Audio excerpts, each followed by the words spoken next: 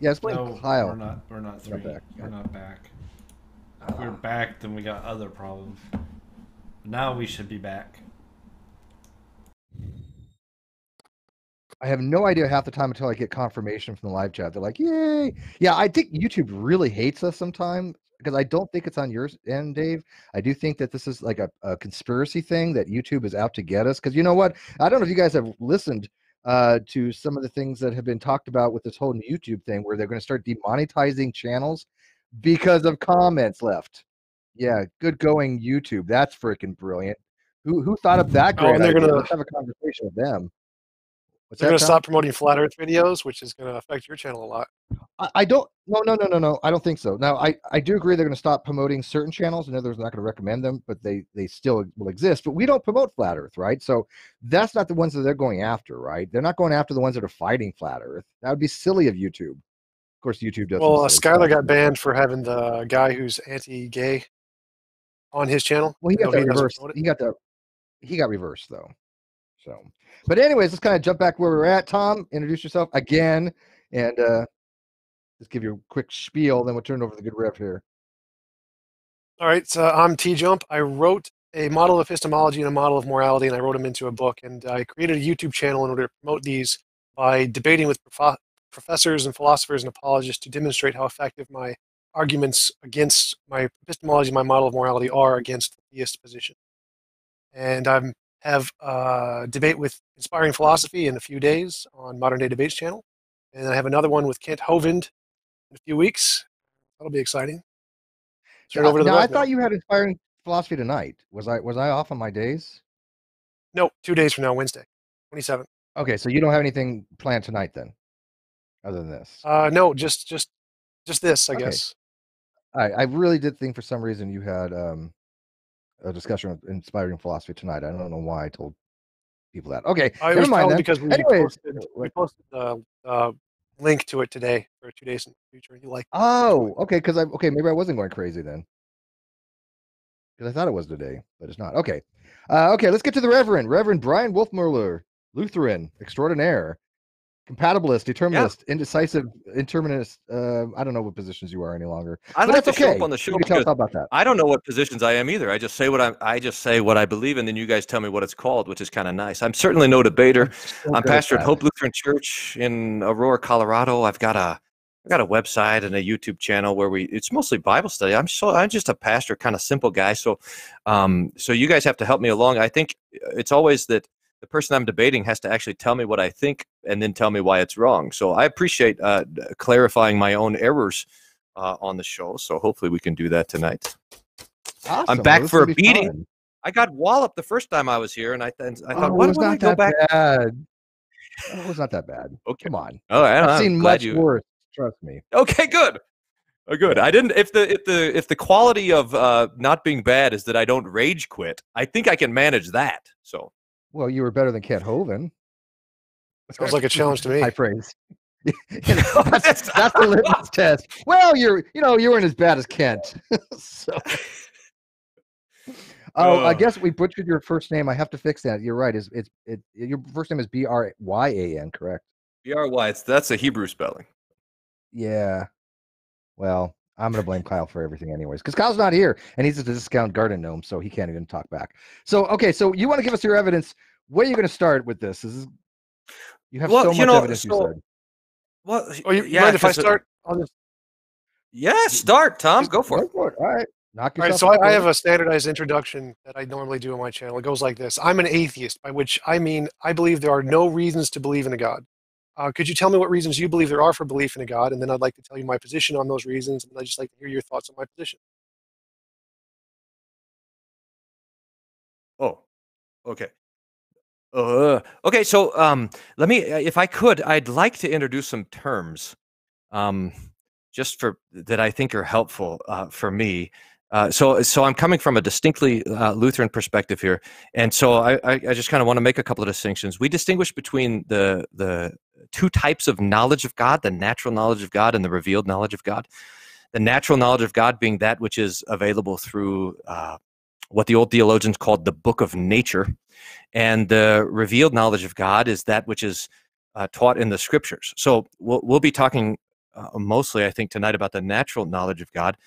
And under that category, we have another distinction that we make again, namely that which is external and that which is internal, so that the natural knowledge of God comes to us in two ways. One is from the outside, so that would include reason and observation, and the observation of nature as well as the observation of history. And then there's the internal testimony, which again the old theologians would talk about as the conscience, or in fact, and then another category here, the innate knowledge of God, that humanity is uniquely designed to know that God exists. So there's some of the categories, and it seems like to me, again, I'm not a philosopher, I'm a theologian, so I'm again out of my realm, but that the external arguments, or let me just step back again. That when we talk about the natural knowledge of God, we're talking about those things which ought to be known. And when we're talking about the revealed knowledge of God, we're talking about those things which ought to be believed.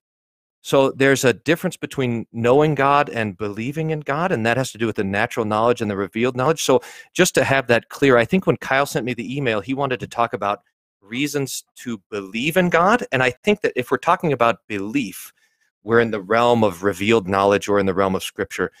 And I think from the conversation before that we want to kind of stick to the natural knowledge. I think that there are generally accepted in the Lutheran tradition about 6 or 7 various different arguments for the existence of God, for the being of God. The first would be the ontological argument, something that was syllogism that's something like, we understand that to be God is to be the best. Second, we understand that it is better to exist. And so therefore, by definition, God is that which exists. You have also the arguments from observation that there is motion, and motion is caused by something else. That's the first mover argument. And then the related argument of the first cause. There's the interesting argument for the gradation of being, that we're able to recognize one thing as better than another. And so Thomas Aquinas, picking up on the old Greek philosophers, says that if we're able to recognize the gradation of being, we're able to assume that there is something that is the best, which would by definition be God.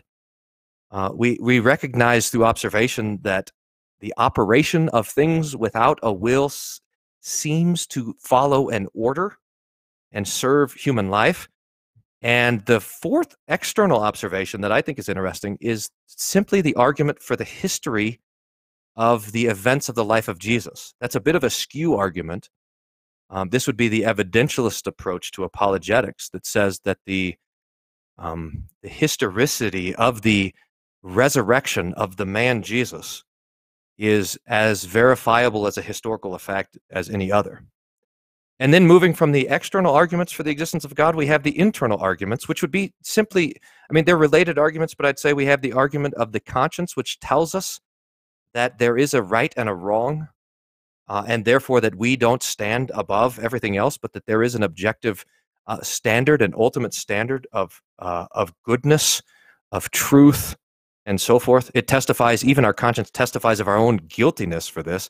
And this is related to what the old theologians called the innate knowledge of God, namely that humanity is designed to know God, and that each one of us knows that to live a life,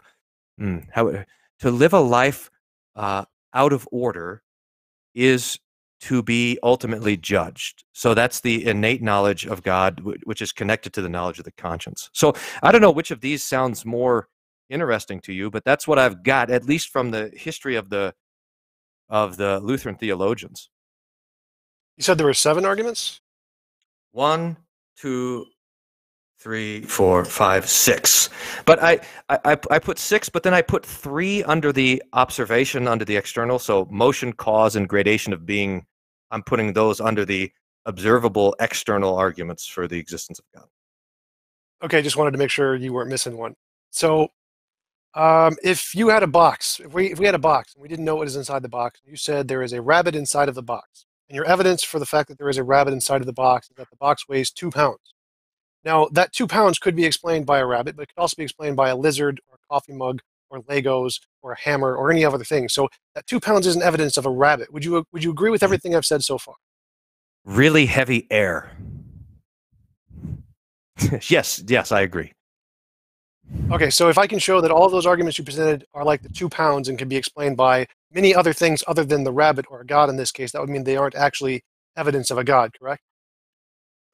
I think so.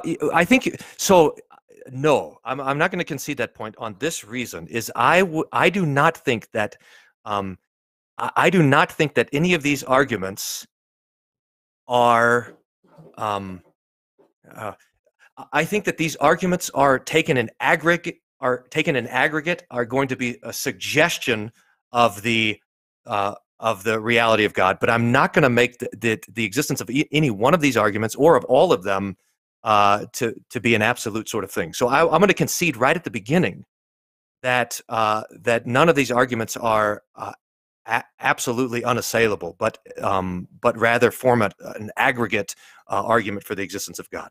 But that being said, what you should do is take each one of them apart. So I think that would be the right approach for you. I'm going to go with a different approach. So I'm going to argue Okay. that every single one of them in aggregate, individually and collectively, can indicate mutually exclusive conclusions. So I'm saying all the arguments together are like the 2 pounds that can be explained by the rabbit or the lizard or the hammer or the coffee. So would you agree that Okay, if I can show that all of them together can indicate multiple conclusions, they're not indicative of a god? Yes. Awesome, fantastic. So you started with the ontological argument. The ontological argument goes something like there is a greatest or maximal possible thing. I can grant that, but I can just say it's not a being. I can say there's a greatest possible universe.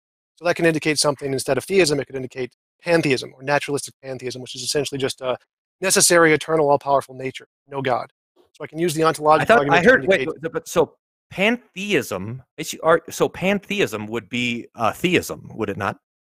No, it would not. You can go to Stanford Encyclopedia of Philosophy for pantheism. You would search for physicalism, which bracket 1 in bracket space physicalism, or naturalistic pantheism, and it specifically states this is essentially a viewpoint that holds that all that there is the natural forces in the universe, no consciousness, impersonal. And then you can go down to there's another section where it says personhood, and it says Einstein's view was a pantheism without personhood, and many pantheists hold to the position that lacking a personal aspect is the defining part of what makes their position their position.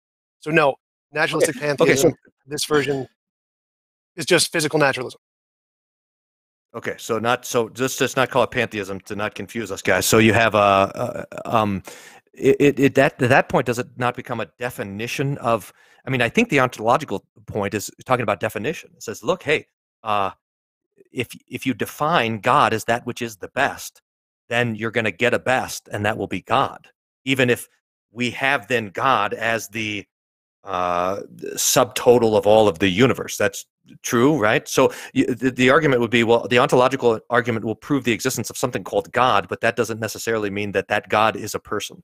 Is that a concession? Right, I'm just saying. We can... So I do want to use the term naturalistic pantheism. This is very important to me. So naturalistic pantheism is just an eternal, all-powerful, necessary nature. So it has some of the properties that you normally attribute to God. It just doesn't have the consciousness. So I would say there is a greatest possible thing, which is the naturalistic pantheism. It's just not a being. Okay, it's still the greatest possible thing. So that would be, say those attributes that would belong to God: eternal, necessary, eternal, or all powerful. Or do you mean all of the ones that I attribute to what you define? No, those three are. So now let me just ask you this, Tom, if I could: are you a naturalistic pantheist? No, I am an atheist. Okay, so did you? So just to kind of make sure I'm keeping up here. So the ontological argument could conclude that there's not a God, but rather the conclusion would be naturalistic pantheism. But you would have to, I think, to assert your point, you would have to continue to argue, right, that naturalistic pantheism also is not true. Well, I can just disprove all of the theist arguments. As long as I can show they don't indicate a God, then that's all I need to show the arguments don't work. So if I can say that your argument indicates a God and a non-God, well, then your argument doesn't indicate a God, just like the 2 pounds doesn't indicate a rabbit as opposed to a coffee mug. Okay, so so I don't want to get us stuck on that. I'm just gonna note that you concluded that would you be able to take down the ontological argument further than you've taken it down?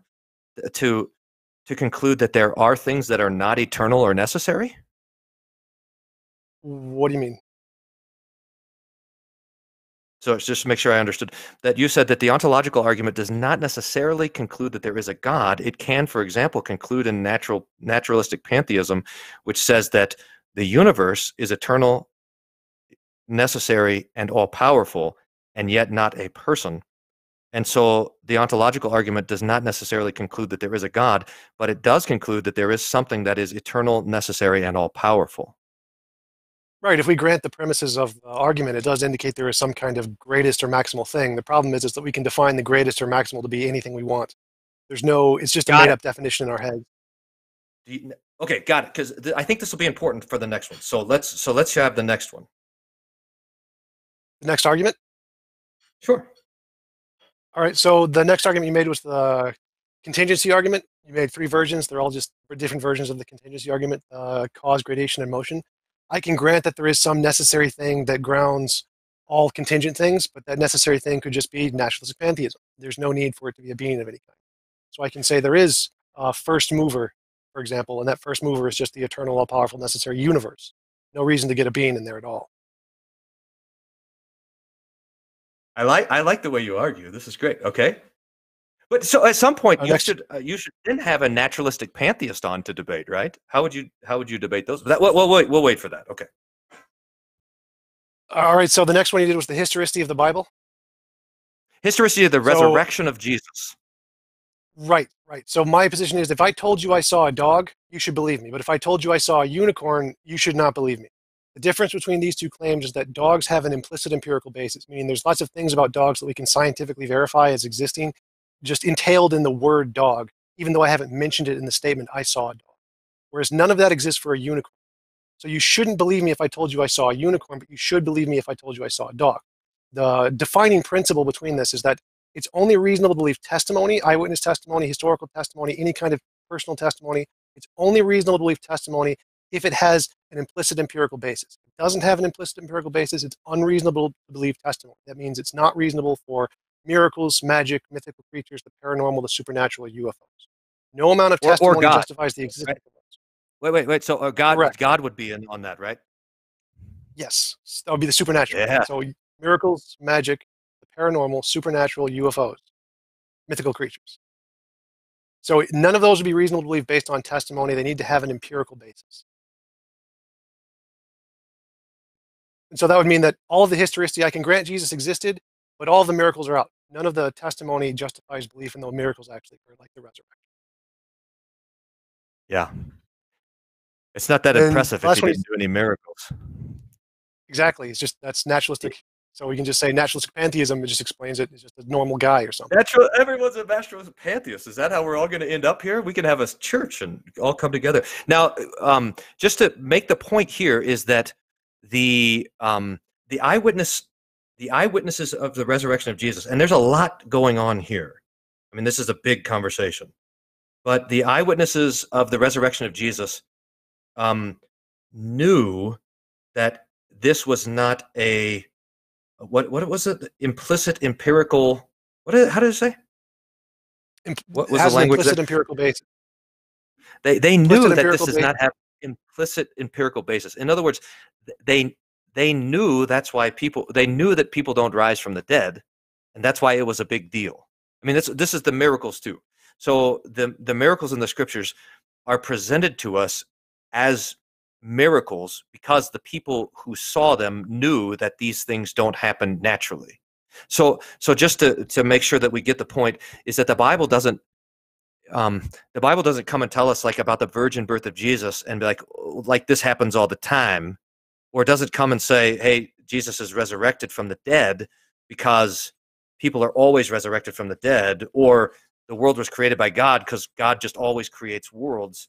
In other words, the scriptures and Christian theology knows that these things are supernatural events that are not normal or expected in any sort of way. But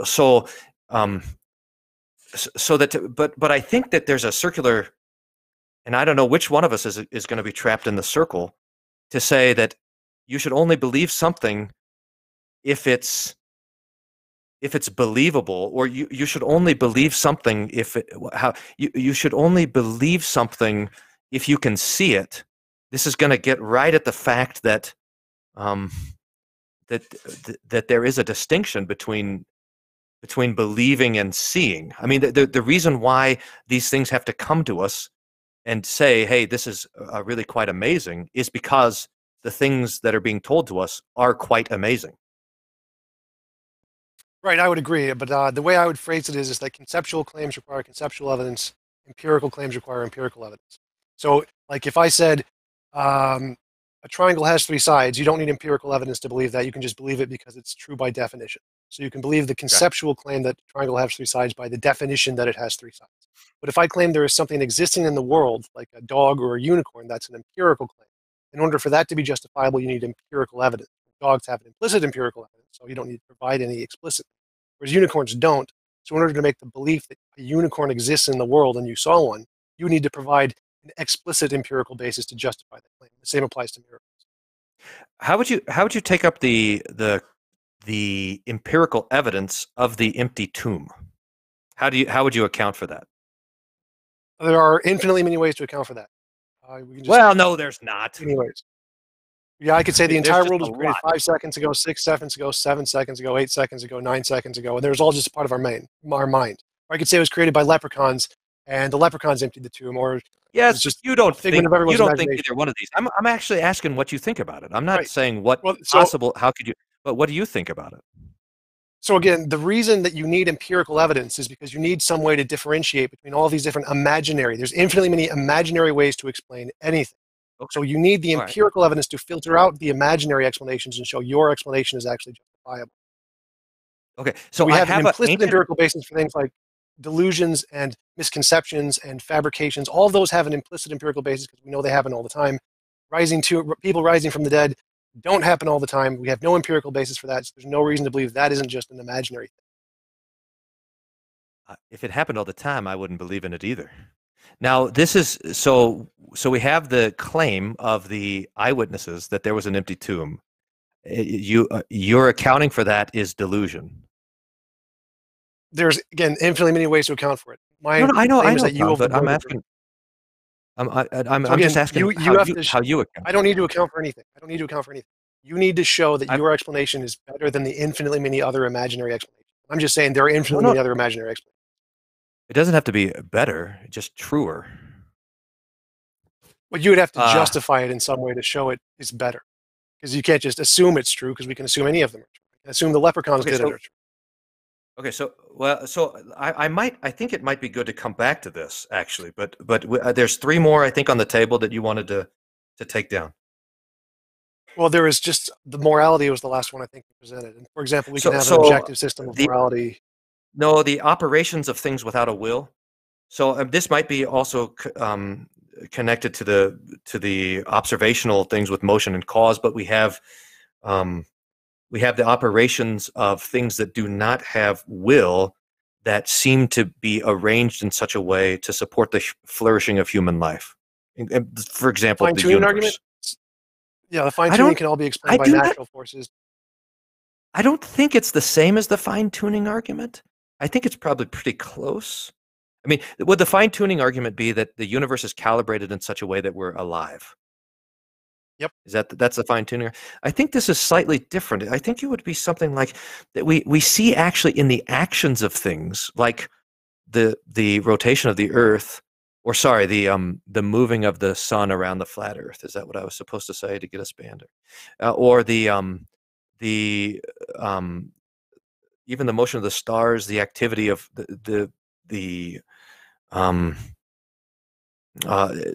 both in the universe and in creation, the way that food, for example, is digested or whatever, that all of these things seem to act without their own will in service to humanity. So it could be close to the fine-tuning argument. So I suppose take it up with that idea. Yeah, for me, those were just different versions of the same kind of fine-tuning argument. Okay. From my understanding. So from my understanding, the fine-tuning can be explained just by natural physical forces. Like all the things happen the way they do because of laws of nature. There's no interaction at all. There's no reason to even believe there is interaction. They can all be explained equally by just undiscovered laws that force it to happen this way, as opposed to just a mind doing it. So both can explain. I thank you for that, by the way. I think it's amazing how. I think it's amazing how two people can see the same thing so differently. I mean, I know it's true. Anything that the supernatural can do, unknown natural things can also do. Anything that, except for die for your sins. Okay, third, the right and wrong argument, which is this is your wheelhouse, the conscience argument. Right, so we can have an objective system of morality independent of theism, grounded in naturalistic pantheism as just an undiscovered law of nature. So we can still have objective morality without a God. Wait, so say that slower. I got to write this down. I love it. So we can have an objective morality without a God. Instead of being grounded in the nature of theism, it can be grounded in the nature of naturalistic pantheism as an undiscovered law of nature, kind of like gravity. Yeah. Naturalistic pantheism as an undiscovered law. I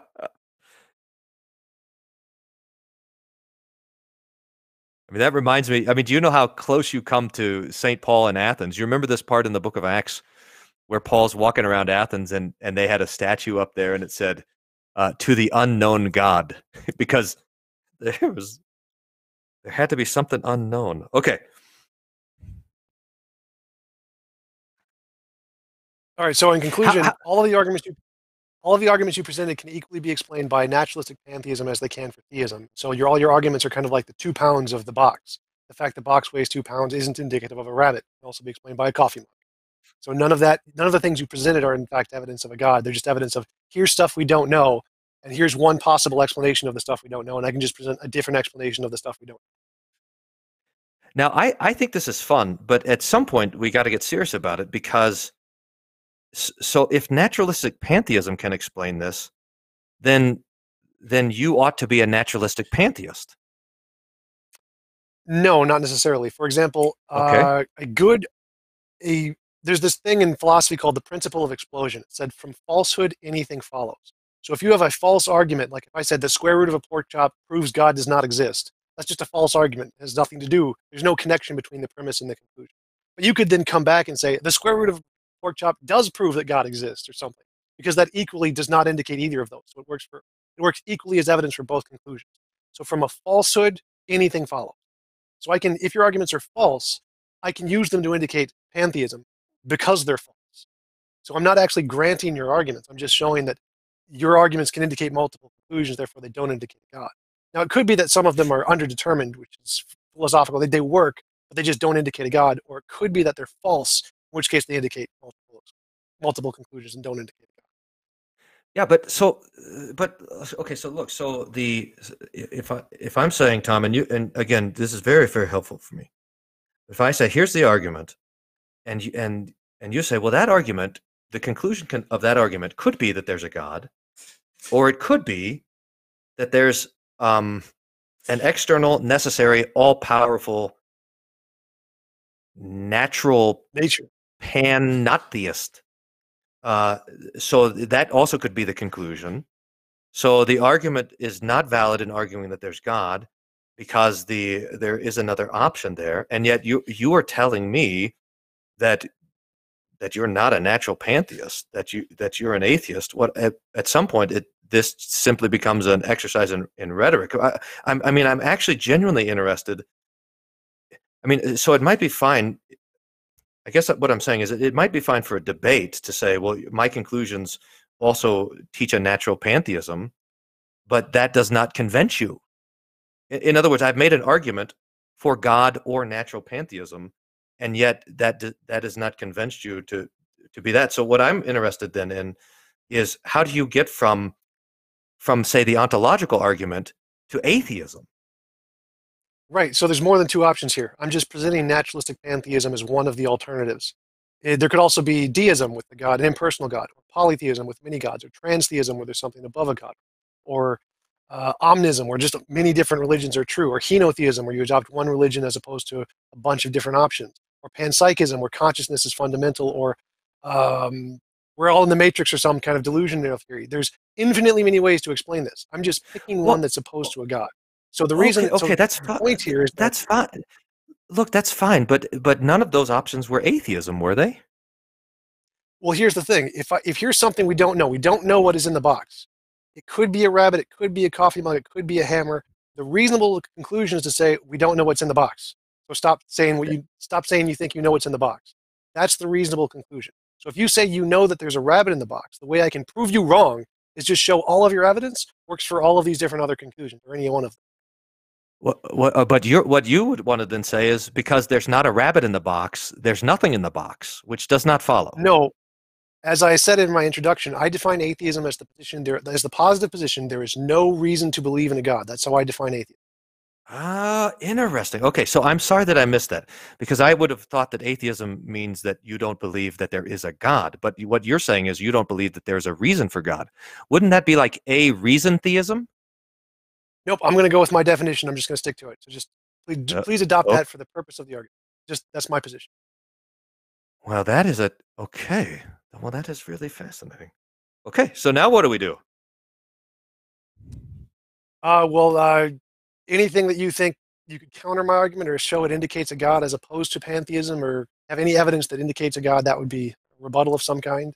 Well, I mean, I think I began at the beginning by saying, and I would say, if you remember that I talked about the revealed knowledge of God versus the natural knowledge of God, I don't think I said this, that the conclusion, and this is again according to the old theologians, the conclusion of the natural knowledge of God is that God is big and good and mad, so that these are the attributes that we attain to there. And in some ways, I don't think that you actually disagree with me on that. The old Lutheran theologians say specifically that the personhood of God cannot be known from nature, but only the being of God. That according to nature, there is nothing to believe because God does not speak. And belief or faith is a matter of trusting in words or assertions. So that the natural knowledge of God is an obscure knowledge of God, that there is something that is eternal, that there is an order to the world and something that ordered it, and there is also a knowledge that we have that we are out of alignment with this ordering of the world. That is that sense of conscience. And in some ways, call it what you will, I think I heard in all of the things that those attributes, that you would concede in one way or another that there is something that fits those attributes. It could be nature itself. It could be the universe. There is something that's external and necessary and even all-powerful. There is an awareness of right and wrong and of our own transgression of that standard. It's just you're saying, I think all those things exist. I just don't want to call it God. Am I hearing you right? I would grant that there has to be something that's necessary. It could be eternal. It could be all-powerful. It could be a multiverse, or infinite regressive universes, or a cyclic universe. It could be many different things. But I grant that there has to be a necessary thing. It's debatable. Morality is debatable. We can say it doesn't exist. We can say it does exist objectively. But I'm just granting that for the sake of the argument. So I do grant that there has to be a necessary thing. And if you're willing to grant that all of these natural arguments don't indicate a personhood, then that would mean that none of them indicate a God, right? Because they could work for just like the box, the rabbit in the box. Oh, yeah. Okay. Would you grant that? So if it doesn't indicate a personhood, none of those arguments. I think so. I will grant that none of the arguments would conclude in the personhood of God. Right? Yeah. I don't think I need to grant that. I would have assumed it. So let me rephrase that. So none of those indicate theism. It can also be explained by pantheism or any of those other alternatives I listed. Correct? Well, I suppose we're just talking about definitions now. All those arguments can conclude that there is an eternal, necessary, all-powerful, right, a force that in fact is explained by what's good and what's right. And if you want to call that, I can't agree with the morality part. I'm not going to grant the morality Well, part. so But let's I go can- to the morality part, because you wrote the book on the ethics thing, right? Or the something on the Right. ethics. I actually I want to hear what you think about that, because I think the morality argument, the argument of conscience, which St. Paul says, for example, in Romans chapter 2, that the heathen has a conscience that either accuses or excuses, that all of us have a sense of right and wrong, and that is testimony of a judge, or of a judgment at least. So I think that would be a strong argument in my thing. So I'm not sure how I conceded it, but I do want to hear what your alternative is. How we get to an understanding of right and wrong apart from God. So I can grant that exists objectively, and it's just an undiscovered law of nature, kind of like gravity, and it interacts with the brain, That's kind right. of like gravity interacts with the bodies. Now, my personal viewpoint is that is not the case. That is not something I believe. That is just a counter argument that we can explain morality independently of a God. I am interested in what you believe. Well, I just want to go back. So all the arguments you listed, none of those indicate theism. They can indicate just the eternal, all-powerful nature, correct? All of the natural arguments. Would you grant that? Well, I would say that if something is necessary, we're gonna get into a logomachy about nature and God here, because I think I would want to say that if something is, for example, eternal, it has an attribute that does not belong to those things that are natural. So I don't want to. But so if you could just take out nature, I'll go with you for the sake of the conversation, that there is something that's eternal, necessary, and all powerful. Why can't there be an undiscovered natural thing that's eternal? And it's because it. Okay, let me think about this question here. Why can't there be an undiscovered natural thing that is eternal? Because that defies implicit empirical evidence. I mean, everything that we know of nature is degrading.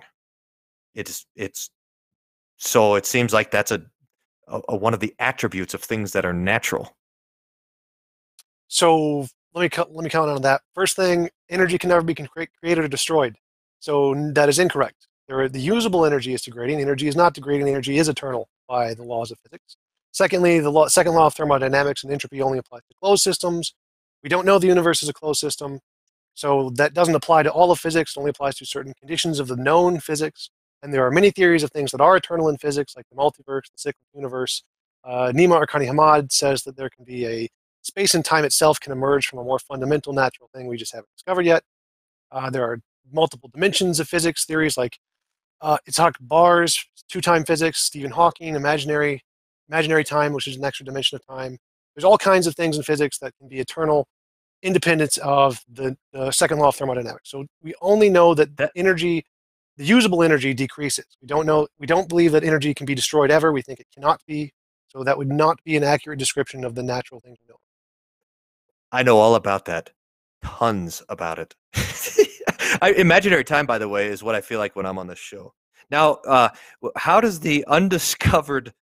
So when are we able to admit the undiscovered things into the argument?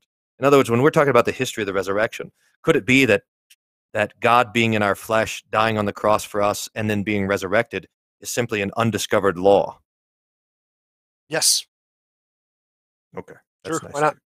Okay, so now, but to your point, I mean, I know you want me to concede all these things. I think I've conceded them all because I want to hear what you think about the ethics thing. I want to hear. I mean, fine, it could be that the absolute morality is an undiscovered thing, but that's not what you think. So, what do you actually think about that? All right, so I just want to clarify this. So you grant that none of those arguments indicate theism as in a personal God. They could indicate naturalistic pantheism. Yes, correct? yes. All right. The theism as a personal God. Yes. All right, so my personal view on morality is that morality is an emergent property. For example, the sun exists. The sun objectively exists. The sun is not a definitive part of the universe. It's an emergent property of hydrogen, just a big clump of hydrogen that's massed together due to gravity. But it still objectively exists, even though it's an emergent property. minds, I believe, are also emergent properties, kind of like the sun. They're just big clumps of matter that interact in a certain way. And morality is an emergent property of those minds. So it can still be objective and emergent without it being some fundamental part of the nature of reality. But there's lots of different minds. Yes. But there can still be one like pinnacle of the best of all possible worlds. That is the core of my morality, is the definition of the best of all possible worlds, which is kind of like a Platonic abstract. We can define the perfect triangle. Even though we can never draw a perfect triangle, we can still define what the perfect triangle is, and we can use that abstract Well, hey, speak idea. for yourself. Now, okay, so for example, the abstract idea to get as close as possible as we can in this world. And so we're using the abstract idea of the best of all possible worlds to move closer to that extreme. Oh, so that would include then, if I'm just tracking with you, that would include that each one of our moralities would be insufficient compared to the capital M morality. Because if it's the sum of all the greatest, then each part would be in one way insufficient. Would that be the case? So that my own morality or sense of it or whatever would stand in contradiction to the thing which is objective or absolute morality? Correct. My definition of the absolute morality is any involuntary imposition of will is immoral. Wait, say that again. That sounds like Kant. How is it different? Kant's categorical imperative is not quite the same, but it's technical. So my view is that any involuntary imposition of will is immoral, and this is due to the fact that it moves us farther away from the best of all possible worlds. And if we give people the most freedom they can, that moves us closer to the best of all possible worlds. Well, what if someone uses their freedom to do something stupid? That's immoral. Or if they do it to, like, if they hurt somebody, that's immoral. You're free to be stupid as much as you want. Because that moves us away from the best of all possible worlds. Well, how do you know what's the best of all possible worlds? The definition by my standard, well, I use the same evidence that theists use. So I would say that due to our moral intuitions and moral progress, we can use these and like put them out on a plot line and then draw the line out and say, well, that's the best of all possible worlds at the end of the plot line. But who do you use for the points? Like, you would exclude probably like racists and Nazis, right? You don't let them be part of the plot. They are definitely part of the plot. Everyone's a part of the plot. So I use moral intuition and moral progress. All cases, everywhere in the world. Wow. Huh. So my definition would essentially be the best of all possible worlds is one where everybody gets their own universe. You can do whatever you want with it, and you can't ever force anyone else to do something they don't consent to. In other words, you're God. No, because I can't force anybody else to do something they don't consent to. Oh, okay. You're God by yourself. Right. I'm like someone in a video game. Like just do whatever they want. That's like that's amazing. Like the best of all possible worlds is like playing Fortnite by myself. It's no fun if you're playing by yourself. No. You can go to other people can invite you to their worlds. You can join their worlds, or you can join communal worlds. Just play like any video game. There's a multiplayer setting, just like in any video game. You could go to a world exactly like this one if you wanted to. So, but how do you know that it's getting better and not getting worse? Like, how do you know that the moral progress is in fact progress? What do you judge? It could be, we could be morally flatlining, or we could be morally declining. Is it just by definition because it's changing, it's getting better? How do you know it? How do you answer that from a perspective of a theist? I don't think that that God says what's good and bad. Right. So I would just say that the best of all possible worlds says what's good. So walk me through that. Give me the dumb guy explanation. So you have arbitrarily stated that God is the standard of goodness, which is completely ad hoc, and I'm just saying, nope, I'm going to go with the best of all possible worlds instead. So my definition of objective is different than yours. Yes, but I'm just wondering what it has reference to, like, because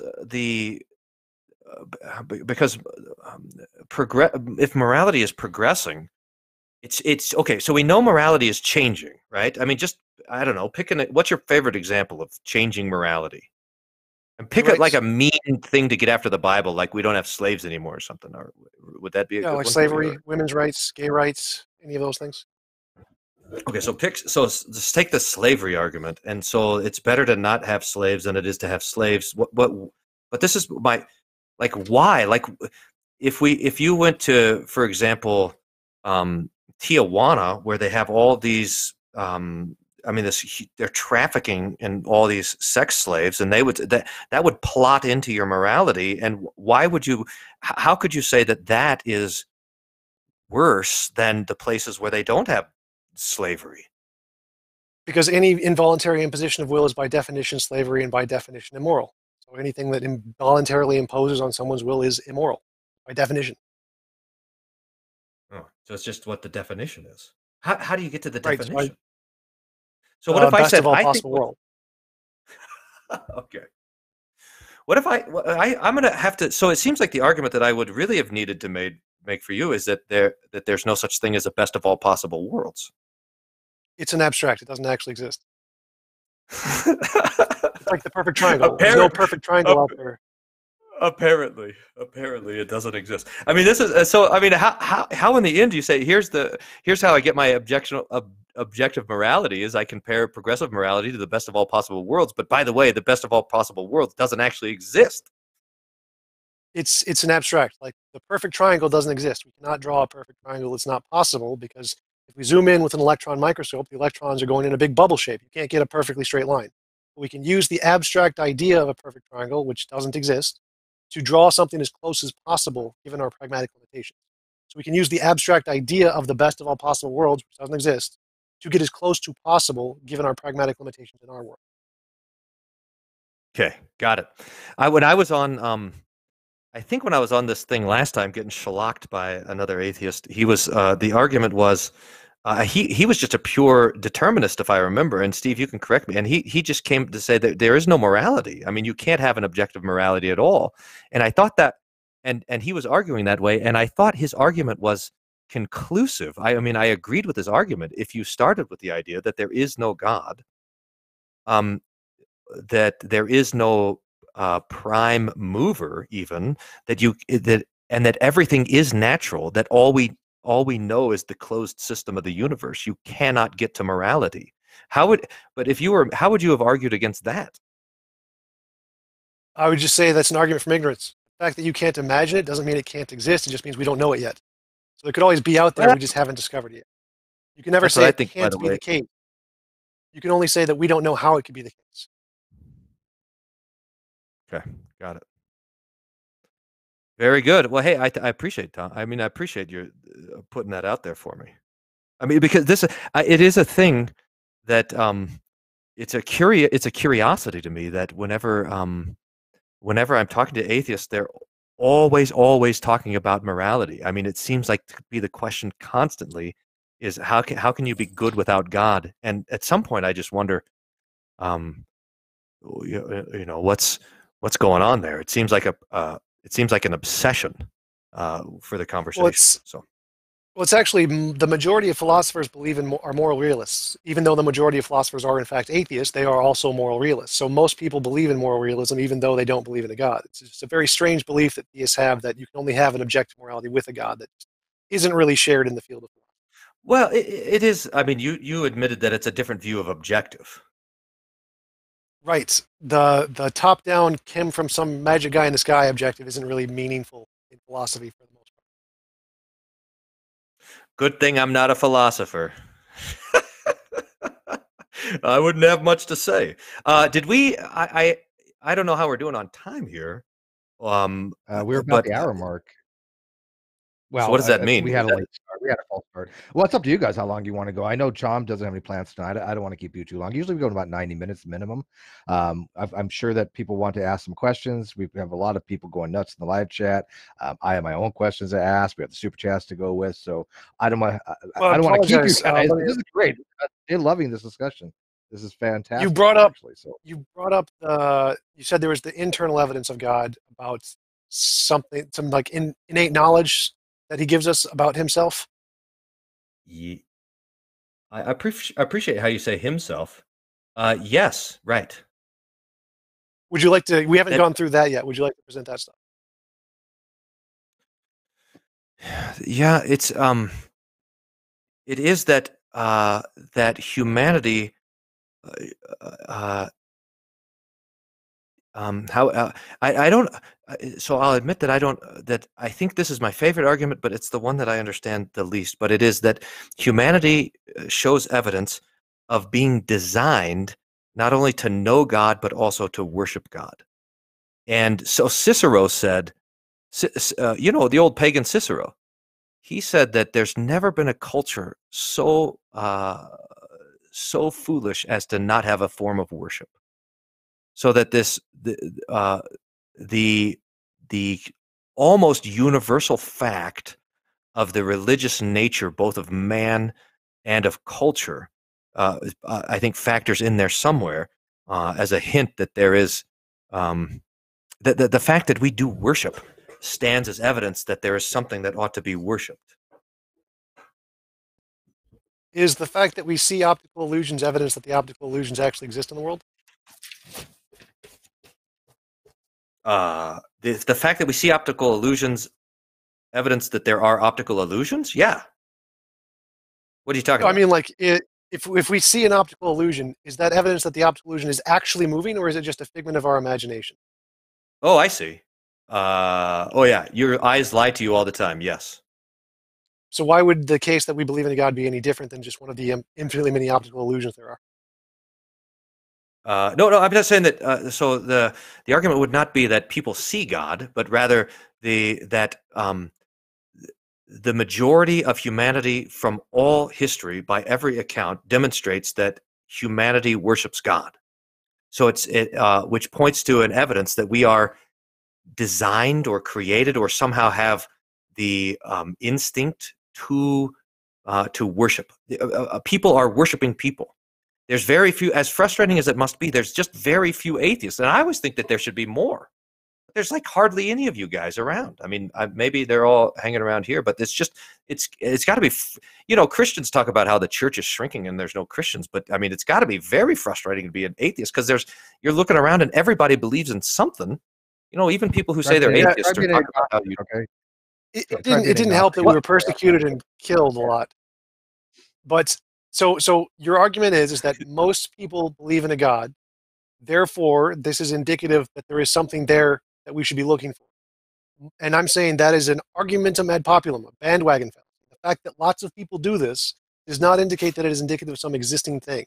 I can show every living human being who has eyesight a picture of an optical illusion. They will all see it moving. That isn't evidence that there is actually something there that is in fact moving. I can show every human being a physical object and they'll think it's a solid object, but in fact 90% of it is empty space between the electrons and the nucleus. If you hold a metal object and a plastic object, every human being who has sense experience will feel that the metal object is colder when in fact they're both room temperature. Our intuitions are not indicative of something existing in the world. They're just stuff in our heads. So you would have to show that this feeling, this intuition we have is in fact indicative of something in the world and not just one of those things in our heads. Do you have a reason to believe that isn't one of those things in our heads that we know that there are lots and lots of examples of? How does that, would that argument not apply directly to your discussion of moral progress or moral intuition? I mean, could it not be true that all of us have a sense of right and wrong, and yet we are simply deluded about that? Correct, we could. So then how can you assert an objective morality based on our moral intuition? It's an abstract. It's like saying there's an abstract triangle out there. It's not something that exists physically in the world. So I'm not arguing the same kind of. Your kind of objective. I'm arguing now not against your objective. I'm arguing now not against your objective morality. I misspoke.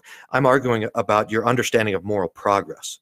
How can we say anything trustworthy or true about a moral progress that would be measured against the moral objectivity if the common experience of all of humanity could just as easily be delusion? I'm saying that if it's an emergent property of the mind, that makes it objective. So the fact that we all have illusions and delusions is objective. It's an objective fact. What if I just called worship? What if I just called worship an emergent property of the conscience? That'd be totally fine. I'm totally agree with that. But it's only a problem if you say that there is something that exists in the world that we are in fact worshiping. as opposed to just being something in our heads. Okay. So going back to my question was, do you have any reason to believe that the intuition and the fact that most people believe in a God is in fact indicative of an existing God rather than just something in our head? Do you have any reason to believe that, or evidence to support? I mean, I suppose only seeing like the existence of a plug in the wall would indicate electricity. So it's a reciprocity that seems odd if there is no explanation for it. But I'll concede. Well, I'll concede my point if you. I think you conceded your point just fine. So I mean, I think we're okay on that. I mean, I think we might be. That I'll say that my argument is, it might point in the direction of it might give a strong indication that there's something to be looked for when all of culture are looking for God. It might be an indication that we should look the same direction. But just because everyone's looking the same direction doesn't mean that they're seeing something. But I'll say that we ought to look that way, and we ought to not to dismiss it. And I think that's what you would say about this progress of morality. I'd say that about everything. As well. We should always look for everything, do all kinds of experiments. But until we actually have a positive reason to indicate it exists, then there's no reason to indicate it exists.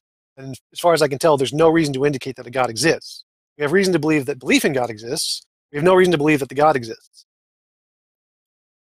Or really, to come back to the definition that you wanted, there's no reason to believe that a reason for God exists. Before you get to the existence of God, you don't. That's the reasons. So, okay. Yes, you would need a reason to believe in a God before it was. Yeah, I think there's a couple of different things to unpack here. I don't think Tom is arguing that people don't have reasons why they believe in God. I mean, clearly they have reasons. He can argue they're not good reasons, but I don't think, Tom, you're saying that people don't have the reasons to why they believe. If they have to have something that has convinced them that God exists. Those would be their reasons, right? So those reasons do exist. Right. I'm saying that those reasons don't actually indicate a God. They have reasons they've made up, but none of those reasons indicate a God.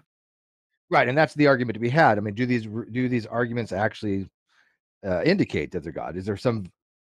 You basically are evaluating the fact of the matter. Is God exist? You're evaluating this. You're taking a judgment on it, right? And you're thinking that the Reverend here arguments not very convincing, obviously, because if they were convincing, you would be a theist.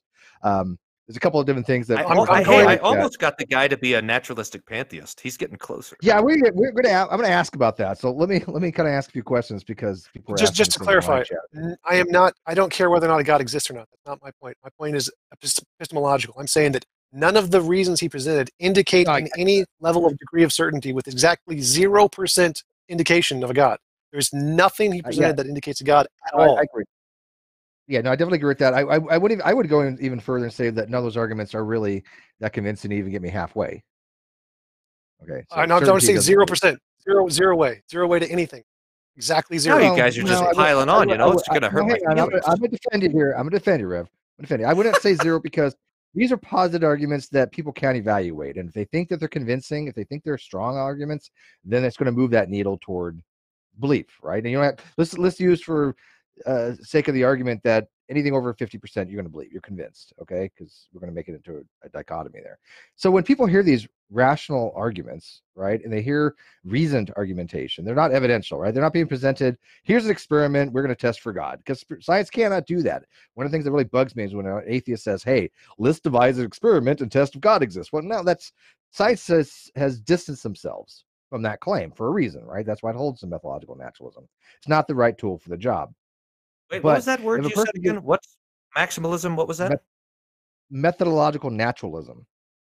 Okay, gotcha. Methodological naturalism is the guiding principle of science that there is no supernatural causations to natural events. So if it wants to find an explanation to a phenomenon, it's not going to posit a thing like leprechauns. It's not going to say, hey, let's see if it's going to be leprechauns and let's test for that. It just eliminates all that off the bat. And then it actually also says that you can never determine. Right. That's not exactly. You can, in fact, suppose testable predictions. If you can make testable predictions with supernatural things, then supernatural things can be demonstrated to exist. You can't prove they don't exist. No, I definitely show they do. I disagree. It can only falsify them. You can. If somebody says, "Look, and you can't falsify anything. It's impossible." That's not true. If I have a weeping well, let me explain to you. If you have a weeping statue of Jesus, right, that has water coming out of the bottom, I could test for that to see if there's a natural cause, which was sewer lines one time. The claim that it was a supernatural causation was falsified. The difference is science can never ever validate that it actually is a supernatural causation. That's methodological naturalism. Your sewer lines made Jesus cry? Yeah, there was it wasn't in Mexico that they had water coming off the toes of Jesus and they were drinking it, thinking it was, like some kind of miracle, holy water, and they found out it was actually a ruptured sewer line. I'm not making this up. This is a true story. Well, that sounds a lot like the weeping trees stories. I forget where these trees are at, but apparently there's these worms that live in the tree, and the worms have some kind of excretion, and so basically the worms are peeing on them, and that's the tears of... You're talking about the blood worm. You're talking about the red? No, I'm not talking about blood. I'm not talking about those. Okay. I'm talking about they call it the tears of God is what they call it, and it's... Oh, okay, because there's a tree louse that actually does that. Right. What are you That what guys you're talking about? about? They're not worms. I know what you're talking about, Dave. It's actually a tree louse, and there's a guy back when, what's his name? Trey. What's it? Trey. Somebody can remind me. But Trey did a video on. If I come back in. Sure. So, Okay, so let's. No, you can't. You can't falsify supernatural causes. You can say you may have this disagree. natural explanation, but that natural explanation could have been caused by a supernatural thing. You can never falsify anything with certain. You can only falsify something within a framework. Yeah, well, we're talking within the framework, right? If we're positing something to be the case, right, is to have the proposition water from Jesus's feet is coming from God. I have a natural explanation. I would consider that to be a falsified proposition. And they can just come back and say, well, no, that natural explanation was in fact caused by God. That would be so you'd only be able to. That's your explanation only applies. Now you're just moving the goalpost. Yes, that's right. You can always use ad hoc reasoning to always escape falsifiability. You can't ever truly falsify anything. So I think within the you can always. Science, I would agree. You can falsify think about this. an empty tomb. Well, hang on. One of the conditions, for example, Popper would say that if we wanted to falsify a scientific theory, we need to demonstrate that the scientific theory is incorrect in some means, right? So if all of a sudden I had some kind of observation that gravity stopped working, right? Things were flying off the Earth, and anything that we predicted wouldn't actually happen. Rockets would not go into space.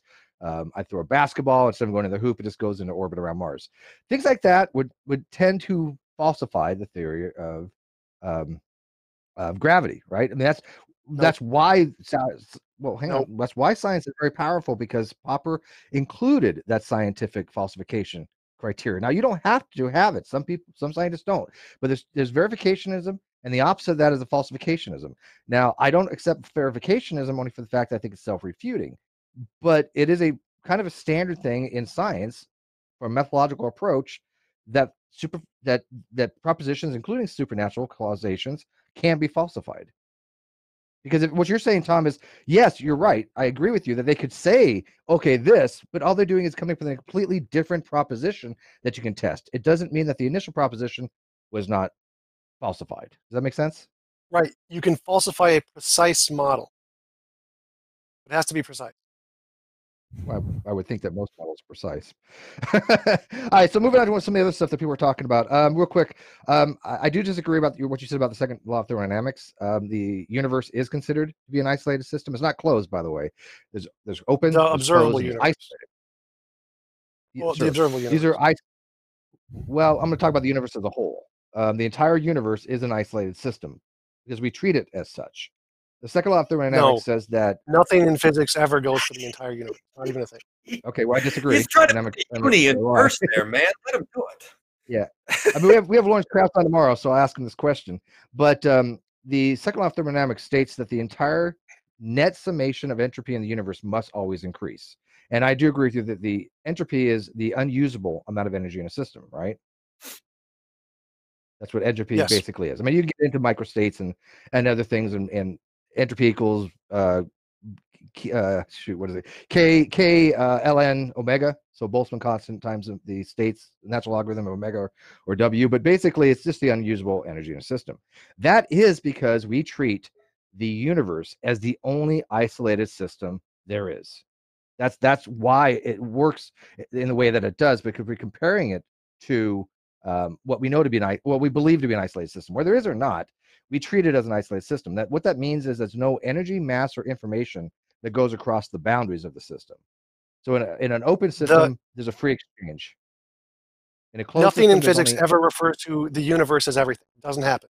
All science is tentative and provisional. It never refers to everything. That's why there's things like the multiverse, where there's many universes. It's not the universe. Okay, well, yes, universe, it is provisional, but I'm telling you, I'm pretty well certain on this. The universe is treated as an isolated system with respect to the Second Law of Thermodynamics. Universe only. The known universe is everything that is and it exists. Yeah. No, nothing in science can ever say that. Science is tentative and provisional, never absolute. Nothing in science. Okay, the way I think of reality as one thing. Reality includes all possible worlds as well. This is when we say the word reality in philosophy, that is everything. That is everything that could possibly exist as well.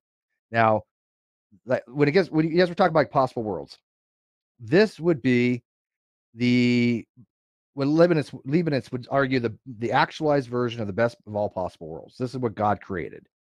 Now, there are other possible worlds, right? Anything that is logically possible must exist in at least one possible world. A modal realist would actually say those are real worlds, but a modal anti-realist would say that they're not, correct? Yes. Okay, so this particular world, the question should have been, I think, and Tom, maybe you can address this because this is in your alley. If this is the universe or world that God created, that he actualized, and of all possible worlds he could have, what was the reason why this was the particular actualization? What reason did God have? Because that's the question that really needs to be asked. Because if you can't answer it, it doesn't explain anything. You can always make up an explanation. It's not hard. He had reasons. No, granted, God works in mysterious ways. Yeah, that's ad hoc, but I agree with that. But I'm posing it to the Rev because when you want to be able to explain something, I'm sorry, right? I thought you were asking Tom. No, I was posing it to you because you're making an abductive argument. You're saying the most likely explanation for what we're observing is a God. Now, I will grant that a metaphysical possibility is possible. Granted, that's just, I mean, you can say that, sure, and you can call it God. Although there are other possibilities. It could be a contingent being that exists, or it could just be an infinite regress. Who knows? But the answer to the question of why it is better to have an abductive argument that is a God of that you're positing, you have to be able to kind of explain why he created this actualized world over all others. Yes.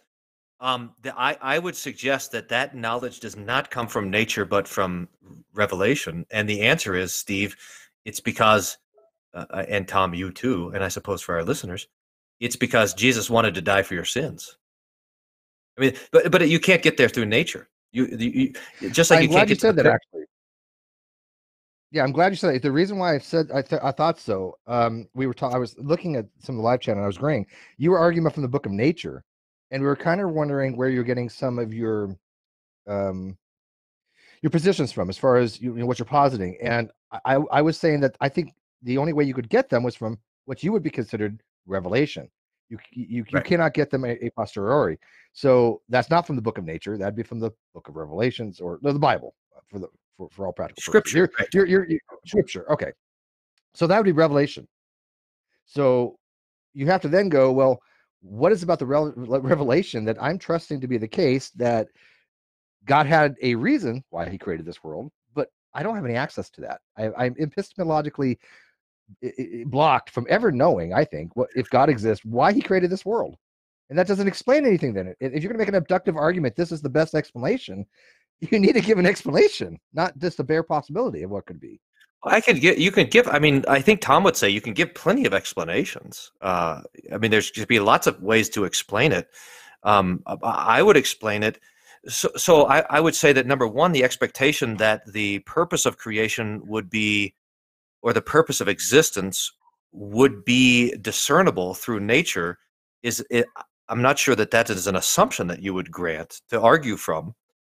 But I would go on to say that my own understanding would be that the fall of humanity affected not only our moral capacity, but also our rational capacity, so that every epistemology is gonna eventually end up banging its head against the wall, because we actually lack the capacity for pure reason. So that the reason we can't get to the reason for creation, even if it was gettable to through nature, I don't think I would believe that you of necessity could get there, and I would in fact say that you couldn't. But again, that's arguing from revelation, not from nature. That's not a philosophical argument. I get you, but I think that again, that's something that is an entirely different argument to begin with. If you're going to argue from revelation, yeah, okay. So, Tom, going back to another thing people were talking about, the whole naturalistic pantheism. Now, I don't see a distinguishment between naturalistic pantheism and naturalism. To me, it's Spinoza's God of the philosophers. It's just I call it a sex-up version of atheism. I don't see a difference. Do you have a distinction when you say, okay, I have a naturalistic view, then I have a naturalistic pantheistic view? What is the deciding difference between them where you can make them into distinct different categories? One's methodological, one's metaphysical. Naturalistic pantheism is a positive claim that the new universe or the nature is all there is, whereas I'm a methodological atheist. I just say there's no evidence for a God. I don't say that the world, this is all there is. There always could be a God. I can't refute that. I can't prove it wrong. So my atheism is simply that we don't know anything about the fundamental nature of reality. And so I can't say it's a pantheism just like the theist can't say it's theism. Neither of those are supported. I'm still not seeing the distinction, though, because I'm not even going into the realm of atheism. I'm going to talk about naturalism, right? I mean, so naturalism is the approach that all that exists is natural, right? There is that's metaphysical naturalism. I would be a methodological naturalist. Okay. So you're right. I mean, this is metaphysical or ontological naturalism, but methodological naturalism is a method. It is part of the scientific method. It's a constraint that the scientific method has, right? If you don't have to be an atheist, if you're a methodological naturalist, you can be a theist. You cannot be a metaphysical naturalist and be a theist, correct? Yes. Okay. So unless you believe that God is physical, which is possible. I think, Tom, you would say that you're a methodological atheist. I mean, that's the point. You're not a metaphysical atheist. You're a methodological atheist. Yep. I think I said that while you were standing up. Yeah, no, he did say that. But I'm still not understanding the distinction between just naturalism and naturalistic pantheism. I don't see any defining difference, even the way you're stating it, because atheism is not methodological. I mean, it's not an approach that science takes. Science doesn't start and going, I'm going to assume atheism is the case, and then go from there. It doesn't even address anything with atheism. So atheism and naturalism are distinct things in that regard. Now, there is some evidence to be had that the word atheism was used to talk about naturalism. I'm not disagreeing with that. Can I just jump in? They're different things. All roses are flowers, not all flowers are roses. Naturalistic pantheism would be a kind of naturalism. It's not specifically all kinds of naturalism. It's just one particular kind. So it's compatible. It's definitely compatible. Okay, but so it's not pantheism. What? Yes, it would be ontological and metaphysical naturalism are the same thing. So naturalistic pantheism would be a form of ontological or metaphysical naturalism. It's one particular form of. Okay. So I do agree. Methodological and ontological naturalism are exactly the same. So what's the distinction between pantheism now, naturalistic pantheism? It's one particular form of naturalism. Right, but what makes it distinct from the other ones that I'm asking? Okay, you can have naturalistic pantheism, you could have the multiverse theory, you could have the cyclic universe theory, you could have all kinds of different things. Particular ones where this theory, as opposed to this theory. No, I get that. As opposed to this theory. I'm saying, okay, let me try to explain it this way. I have something that I want to put into a category. I can either put it in ontological naturalism or I can put it into naturalistic pantheism. For example, the notion that gods don't exist. That's automatically going to go into metaphysical naturalism, right? So what's the difference between... All roses are flowers. All roses are flowers. No matter what, every time a category of rose. I get that. I get you're just making a arbitrary distinction. I get the set is just like all atheists lack a belief, but not all who lack a belief are atheists. I understand the distinction. The converse doesn't necessarily have to hold true to if you say P implies Q, it doesn't mean Q implies P, right? So if I was to say to somebody, hey, Rev, this is natural pantheism as opposed to ontological naturalism. This is a subclass of that. What makes it a subclass is what I'm asking. Yeah, when he says, You could "Hey, just be Rev," a it nat- means the dummy. See? Yeah, You could be a get Rev to naturalist. understand. You could be a naturalist and just reject naturalistic pantheism and say, I just don't believe in that kind of naturalism. I don't know what that means to reject it. That's what I'm confused on. If I'm rejecting naturalistic pantheism, what am I rejecting? You could reject any part of it you want. You could just redefine and say naturalism is limited to just these things. And that's the problem. I don't know what it is to reject. Like, for example, I said objective morality could be a super law of nature. Objective morality could be a super law of nature. You can just reject that and say morality doesn't exist. So I don't accept that kind of naturalistic pantheism or that kind of naturalism. It doesn't make a difference. You could say both are the same thing if you want. It doesn't make a difference. It has zero value to the conversation at all. All right. I'm still confused, but we'll move on. It makes no difference. You can say they're the same thing. It makes no difference. It doesn't matter to any of the points in the conversation at all. Go for it. Say they're the same thing. Rev, what are you saying? I think that, it seemed like the reason why the pantheism came in there is to account for the existence of something that has the attributes of eternality, necessity, and omnipotence. Which I don't think you get to that if you just have a naturalism apart from pantheism. Would that be the case? Yeah, so I'm just calling those things natural. I'm labeling them natural, but most naturalists would not do that. They would reject all of those different things and say, these are not natural. These are supernatural properties. Yep. Maybe. Look at if like Spinoza's God, if he just wants to call everything that exists a God, it's not what we can typically consider to be a supernatural thing, right? They're not positing when Michio Kaku says mathematics and physics is God, he's not positing it in a supernatural way. He's just saying that there's an elegance there. There's a beauty that's found in the elegance of mathematics.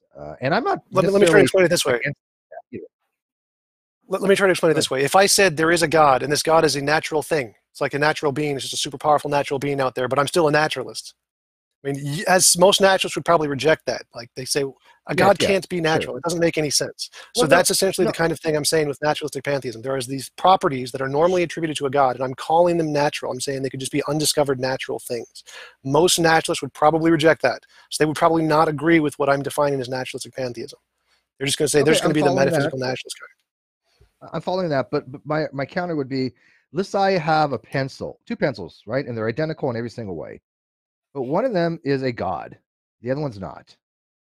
There has to be some distinguishing feature that makes one, I'm going to call it God, and the other one not, other than just semantics. Right. I'm saying they're not identical. I'm granting that these properties that theists attribute to a God exist. What are the properties? These things exist. Give me a property. Like all-powerful, eternal, necessary. Okay, these properties that's not natural. Yeah, right, I don't I'm saying they are natural. I'm just defining them as Really? natural. I'm defining them as natural and saying they can be I solved I by agree with undiscovered laws. All right, I get what you're saying. You're right. I don't think anybody would say that's natural. That I've experienced. Right. Yeah. Right. Okay. So I'm specifically saying there is this thing that has the properties of God that exists as a part of naturalistic pantheism, without the consciousness.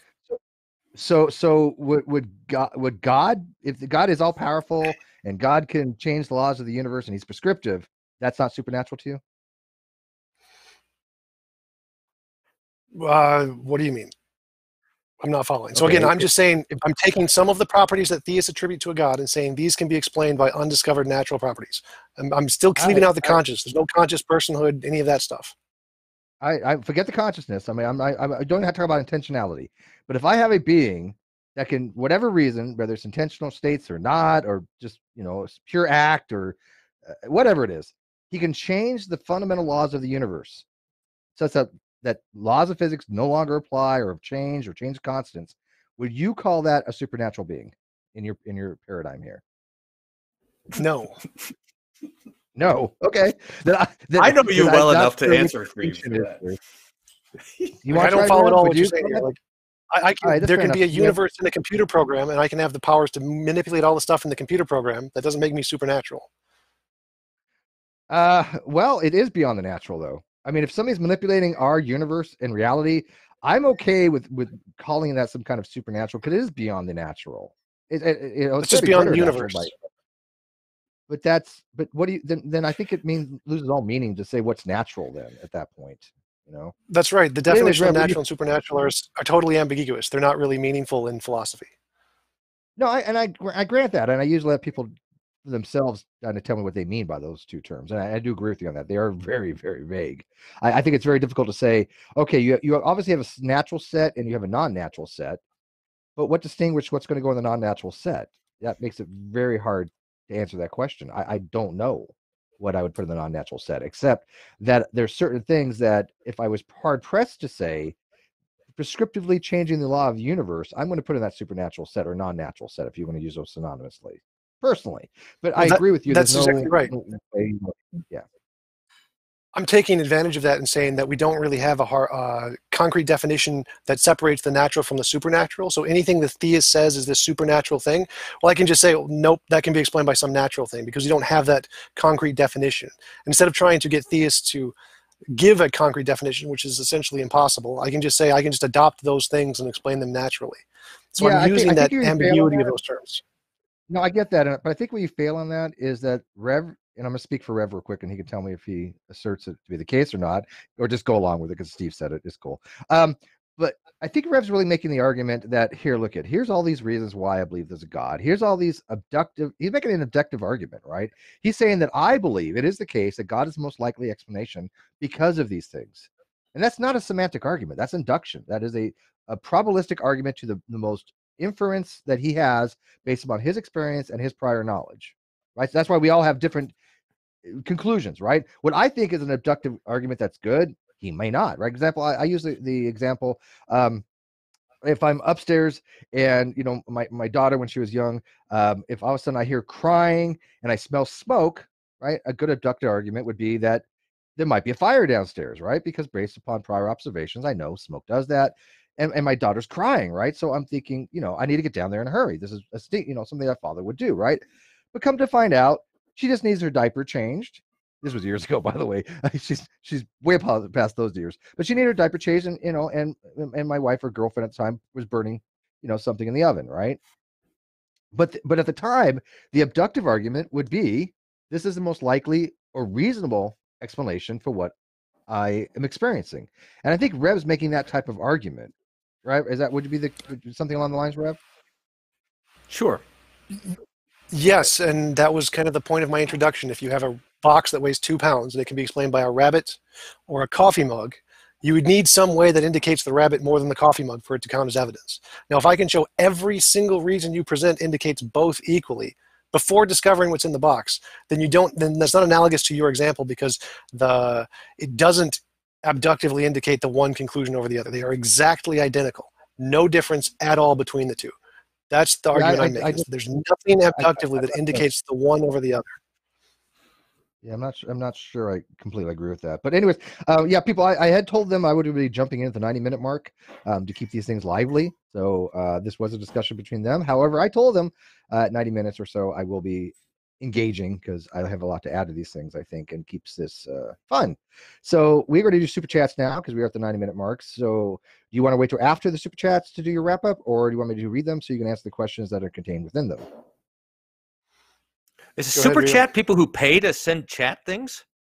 Yeah, go figure, right? No, I do too. I actually like the super chat. I'll spend a couple. This is very exclusive. So the people who are watching who are not part of super chat, look how I'm going to help you out here. They should go and get the super chat so they can chat on the thing. No, super chat is just a couple.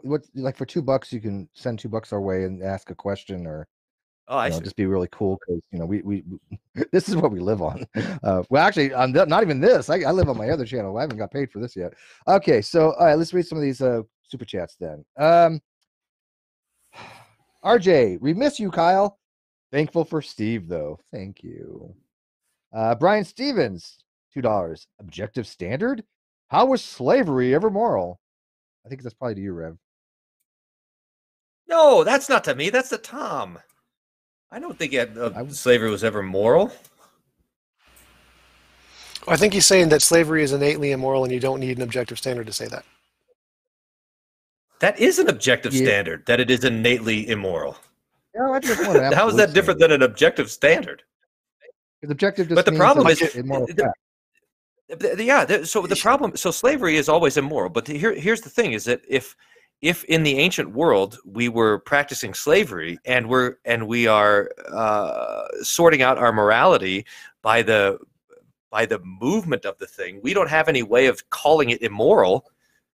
Except for the abstraction of the opposing will and the best of all possible world, which apparently they didn't think back then. So I hope that's not against me.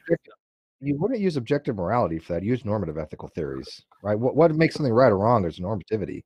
What you normally would do in a given situation, right? I mean, he appeals, like Tom appeals to possible world ethics. Okay, nothing wrong with that. I go to virtue ethics. Nothing wrong with that. Whether something's objective or subjective does not make a difference at all. That's meta ethics as to what somebody's going to do in a given situation of what they think is right or wrong. You could be a subjective moralist and think that something is absolutely not something we should do. Nothing wrong with that. You think it violates the virtue ethics, or it violates deontology, it violates utilitarianism or contractualism or half a dozen other things. Those are all normative ethical theories, though. Right. So what he's saying is that slavery is wrong even without a God. That's what he's saying. You don't need a God to make slavery wrong. It's wrong on its own. Totally. Yeah, but what I'm saying, hold on. Let me think. Think about this. Okay, wait. So why would you need a God for that? I don't understand. I mean, slavery is reprehensible and immoral, regardless if there's a God or not. That's my position. Of course, right. But my question would be, how would you know it, and how would you be able to assert it? I mean, how do we know? Aside from that's a different question. Right. And that's why the question came to Tom, because he's talking about the emergent property of morality, and let's just say it's just imagine that we live in a world where everyone has slaves, and there would be no way of saying, because what has emerged apparently is the morality of having slaves. There would be no way of saying that is wrong if the evidence of what you're using for morality is the emergent property of the thing. That's my argument. Yeah, I think that's horrible, though. We are a sentient being. We have moral agency. We are agents of moral consideration. We have reasons why we think that something should be. Let me finish. Let's go back. Let's go back to like Saichen Purniket. And Saichen asked really good arguments. I think he actually people underestimate him. But there is some defeaters for his arguments when he asks these why questions. And it's not because we are societal creatures and that we owe things to each other. That's great and everything. But his question is, why do we have morals? And the problem is there is no really an accounting for that beyond what we want to have for a normative ethical theory, right? The way that the theist would posit this is what Saichen does. He says, okay, what makes something right or wrong? What makes it the case? Well, you have a normative ethical theory. Okay, what makes that right or wrong? And he'll keep on doing this over and over again until he posits, well, the only way you can know something is right or wrong is if you have a metaphysical necessity that knows what's right or wrong. And that is what he grounds it upon. But that's not something that you have to do. That's something that he just thinks is a good argument. I don't, right? Because there is no metaphysical necessity for him to do that. But that's what he says. The only way you can have moral grounding is to do that. And I disagree. But I would agree with him, but I don't think it's the point. The point of what I'm suggesting is that we are moral and sentient beings, and there are people who were moral and sentient beings who had slaves and did not think that it was wrong. Well, they were wrong, but they did not think that they were wrong. They thought that they were right. So what I'm saying is, just to say that we're all moral and sentient. I know, of course, I know that. Yeah. What? Wait, say that again. You can think 1 + 1 = 3, but it's an objective fact that 1 + 1 = 2. No, okay, fine, but morality. What Tom suggested was that morality was an emergent property, right? So I think what he's asking is how do we know which one is right and which one is wrong? We have to have some kind of criteria to judge one or the other. Which one is the 1 + 1 = 2, and which one is the 1 + 1 = 5?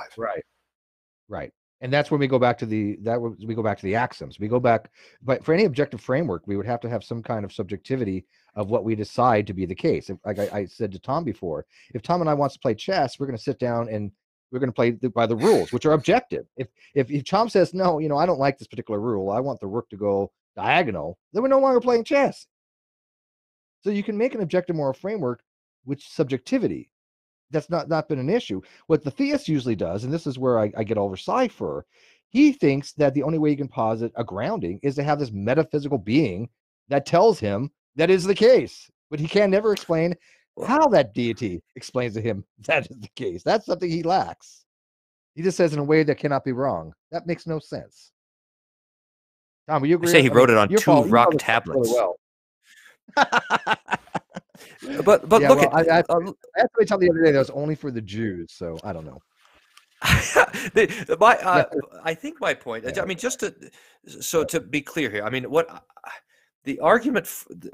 I'm doing what Tom was doing. In other words, I'm not necessarily asserting what I think is true about this thing. I'm just trying to point out the conclusions of his argument, and that is that if morals is an emergent property of the aggregate of the moral understanding of all people, then the possibility is wide open that all people think that, I don't know, that's just to push back to 100 years ago, that slavery is good, and that there's no way just because somebody could say that doesn't make it the case. Tom could sit there and say, Steve, 1 + 1 = 3. It's objectively wrong because of the standard. Let me phrase it this way. Reverend, the sun is emergent, but we can still say there are objectively true facts about the emergent properties of the sun, correct? Yeah. So we're treating morality in the same way, that there are still objectively true facts about morality, even though it's emergent, just like the sun is emergent, or that hydrogen and oxygen forming water is emergent, or that oceans are emergent, or that brick walls are emergent. But the sun is not deciding if it wants to have slaves or not. I mean, the sun is just on fire, but people are deciding if they want to have slaves or not. So there's a difference there. Dude, no fire in the sun. It's plasma. There's no oxygen and fire. It's like a crazy. Okay. All right. So let's move on to the next super chat. That's what you're going to be mad at me for? Like that little point Dude, about like the sun being on fire? So what Steve is trying to say. What Steve is trying to say is that we can say there are objective truths about morality that we can say by looking at morality, just like there are objective truths about the sun that we can see by looking at the sun. So we look at the morality and the similarities and differences between moral progress and our moral intuitions in order to come to a conclusion that there are objectively true facts about morality, just like we come to the conclusion there are objectively true facts about the sun. Now, our framework for this is the normative relations, like the systems of different moralities that we've come up with, all seem to aggregate in one direction. Now, I define that direction as the never forcing anybody to do something they don't consent to. That seems to be the correct direction.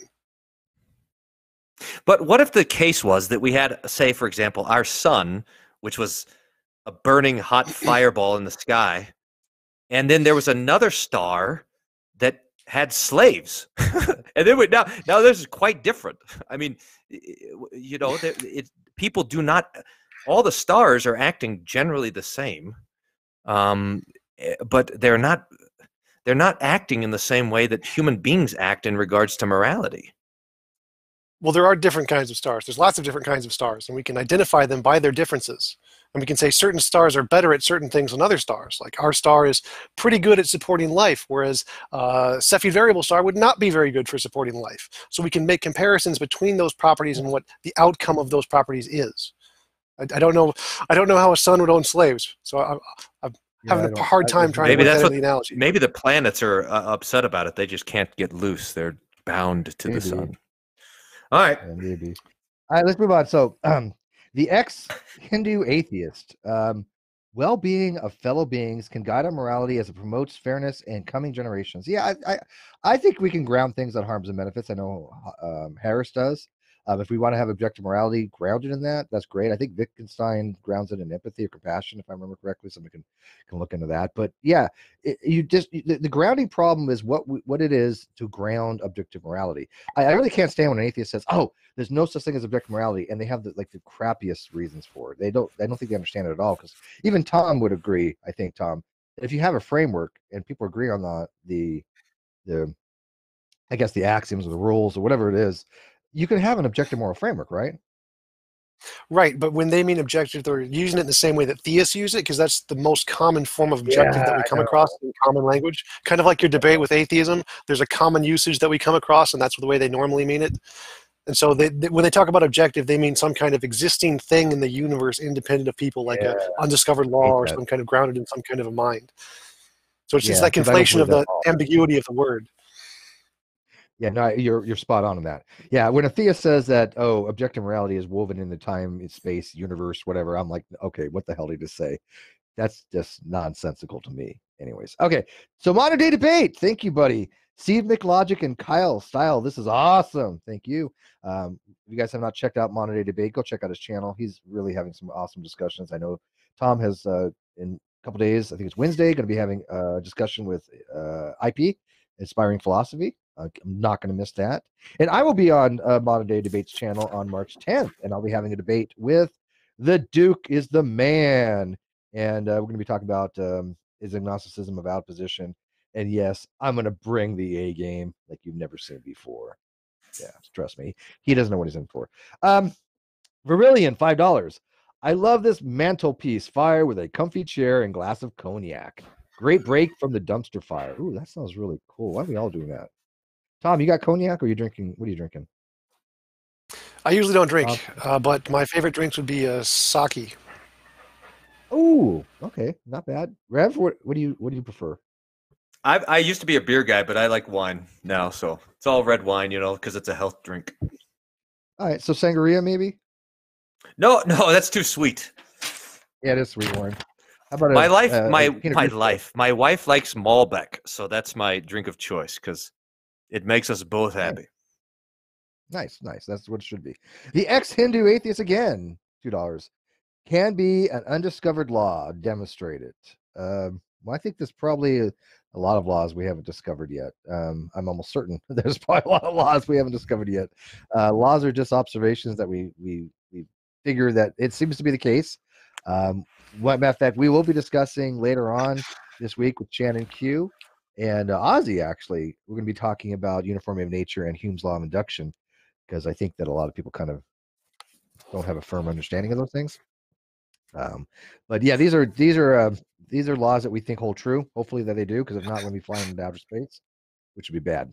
Pope Benedict, just to clarify that, buddy. Yes, sure. Mind if I touch on that a little bit? So laws are descriptions of things that we observe occurring in nature, the ways nature works. They're descriptive, not prescriptive. Yes, absolutely. Pope Benedict Rock, $2. Thank you. The ex-Hindu atheist again, $5. From someone who studied probability theory, nothing is 100% certain. I'm going to touch on that before Tom jumps on that. I think therefore I am. That's absolutely certain. I think therefore I am. I exist. 100% certainty.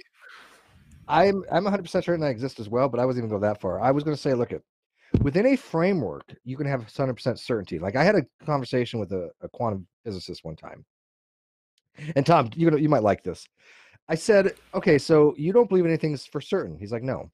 I'm like, so if given some kind of atom, I think like cesium-133 or something, and I have two photons that are 180 degrees away from each other going out to space. You know as well as I do, if you measure the spin up of one, the other has to be spin down. They have to be exactly opposite every single time. That's quantum mechanics, right? Now, if I said to you, hey, Tom, I've just measured the state of the particle here and it's spin up. What's the probability of the other one being spin down? It has to be. I wouldn't go with 100 on that. Nope. Well, I would go with we could be in the matrix. We could be in the matrix. It could be spin up. We just diluted. The whole world was created 5 seconds ago. That doesn't matter. Now you're conflating epistemic certainty with certainty within the system. Those are vastly different things. When we're talking about, I'm 100% certain I don't have any idea what you guys are talking about.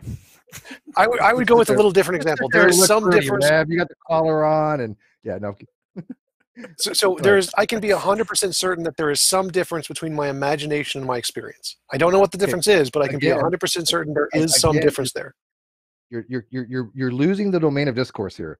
Within the framework of science, you can be 100% certain. You've lost scope. You have scope issues here. You're taking out of the scope of science and you're moving into an epistemological epistemic realm, which is not what we're talking about. You can have 100% certainty within that framework, because if not, every single thing we do when it comes to quantum mechanics is going to be bizarre if we start saying, oh, it's not 100%, but it's close enough for government work. Okay, it doesn't work that way. The math doesn't work that way, right? But anyways, all right, moving on. Cookie needs $25. Thank you, Cookie Buddy. Man, Cookie's been he's been really supporting this channel. Thank you, buddy. This has been a wonderfully delightful conversation with both guests. Oh, he put that in big letters, by the way. So Rev, you're included on that. Yay. Thank you. Hey. Tom, there's more. Tom, you had excellent arguments, and I agree, you did really well. And Bryan is sincere and adorable. Big letters on that too. He's married, but yeah, he's adorable. Okay. At least I'm the cuter one. That's what we're going for here. Sheesh. I don't know. Tom might have some. Yeah, I don't know. I don't know, dude. I can't even judge, man. So, was nice to see the guests actually listen to one another. Great shows, guys. Yeah, and let me emphasize on that. I don't really care so much what people believe as if they can have a dialogue. Both of you have a very good way of presenting a dialogue. Both of you have what's called active listening, which I love. There's nothing worse to me because I have to active listen on most of this stuff because I have to pay attention because at the end I'm going to talk about some of this stuff, right? But there's nothing worse when a guest is talking and making good arguments and the other person is not paying a freaking attention and he comes back with something completely irrelevant. I hate that. And you guys don't do that. So yeah, that was awesome. But anyways, why don't you guys wrap this up? Tom, would you mind if Rev gets last kind of thing in? Sure, Okay. absolutely. All right, Tom. So to wrap it up, essentially my argument was that all of the evidence he presented to indicate a God could also be explained by naturalistic pantheism, just an eternal, all-powerful, necessary nature. So none of those things actually indicate a God. Just like a box weighing 2 pounds doesn't indicate a rabbit because it could also be explained by a coffee mug. As far as I can tell, he didn't present any evidence to refute that, though I'm sure he may have some examples he can think of later, and I'd love to hear them. But as far as I know, nothing in human knowledge can really justify a conclusion of an absolute being or an absolute anything. For the same reasons that science can't conclude that the natural world is all there is, even if we had equal evidence for a God as we do for the natural world, we couldn't conclude that there is a God is the only thing there is, or there isn't another God, or a more powerful God, or a more good God, or any of those things. There could always be more. In our human limited knowledge, we have to approach the reality from the bottom up and start to discover things one layer at a time. And we can never say anything about that final layer, what's the end of the tunnel, because nothing in human knowledge can really justify those kinds of claims. Awesome. All right, Rev. It was nice to have you with us. Game over. You lost. There's no God. No, I'm kidding. I'm kidding. I have no idea. I'm the quintessential agnostic, so whatever. I'll support anybody who makes a good argument. Go ahead, Rev. Okay, maybe just a couple of things. One, Tom. So I appreciate the conversation. Thank you, and your generosity too. I can't help but be reminded with the discussion of objective morality being connected to naturalistic pantheism and a possibly undiscovered law of what Paul preached when he went to Athens. He's by himself. It's a really interesting thing. It's in Acts chapter 17, and he's walking around the city. I think I mentioned it earlier. And there's all these statues of all these gods, and there's one that the Athenians had said to the unknown God. And Paul says to the Epicureans and to the Stoics and to the philosophers, he said, that which you confess you do not know, I say, that's Jesus. And he talks about the resurrection of Jesus from the dead. I think that maybe, and we spent a little bit of time on it, but I think maybe that's the main point, is that the assertion of Christianity, the chief assertion of theism might be that there is a rabbit in the box, but the chief assertion of Christianity is that there is an empty tomb, an empty box. So that is really, and I suppose this is not in the realm of our conversation, but something that we hinted at. I'll concede that the natural knowledge of God is a slight, is always open to confusion and to distortion. It is in the revealed scriptures that Christian doctrine says that we have faith and certainty. Faith comes by hearing, and hearing by the word of God.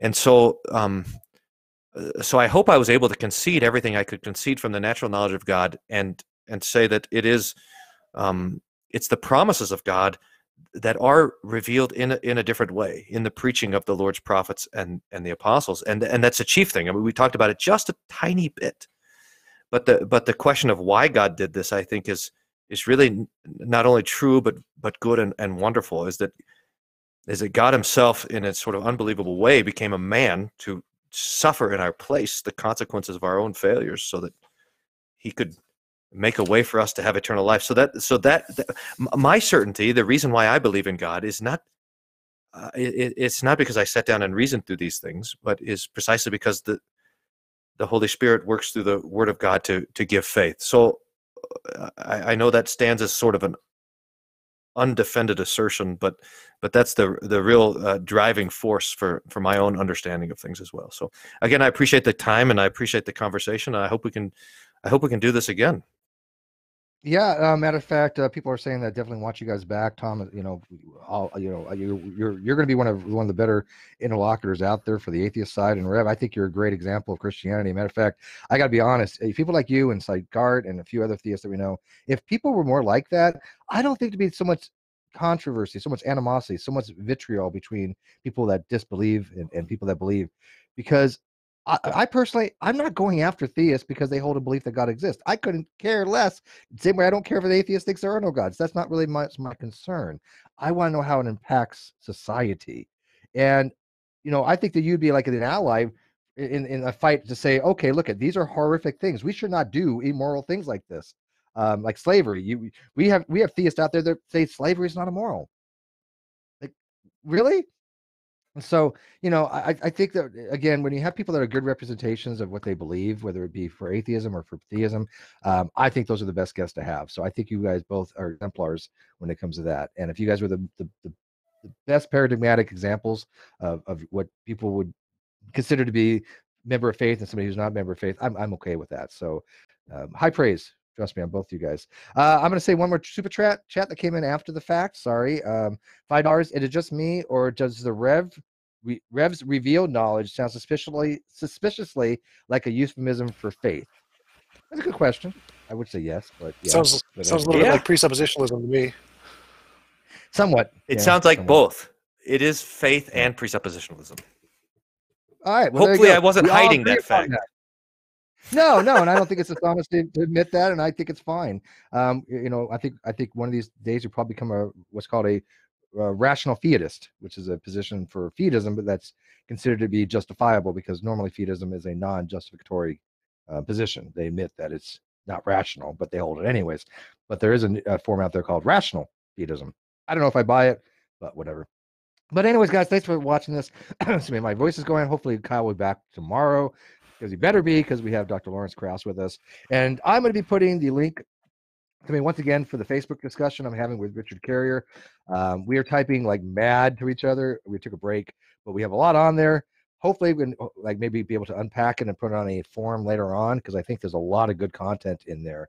And then if you want to weigh in on it, don't do it on that, but weigh in on my Facebook page. It's open to the public, and you can tell me if you thought my arguments were good or think they were crap. It doesn't matter. Jesse, $5. Would you, Steve or Tom, say that would you, Steve or Tom, say that when we discover God, it would be adopted as part of nature? That is a great question. I personally lean to the answer of no, because I do think that the concept of God is so foreign from what we could be considering to be natural as shock to the mind, that I'm going to call that supernatural, even if it's in the realm of reality, because it might be in the realm of reality, but it's a supernatural part of reality. If that was the case, now Tom might consider that to be different. He might say that anything that's part of reality is considered to be natural by definition. That's why I hate those high definition things. But Tom, what do you think? I would just say it. If you can make testable predictions, those testable predictions can be confirmed. You get to define whatever that is in however way you want. So if we can confirm the existence of God with some testable predictions you've made, and you define that as supernatural, then I'm going to grant it supernatural. Okay, that's fair enough, I guess. I just think it's odd just to say that science can demonstrate something supernatural. But you know what? I'm going to leave it at that. Guys, thanks for watching once again. And Dave, you got anything you want to add before you want to take us out? And thank you for producing this. I know there were some issues at the beginning, but you worked through them, and thank you for that. No, I don't have anything to add other than good night, folks. Well, there you go. Good night.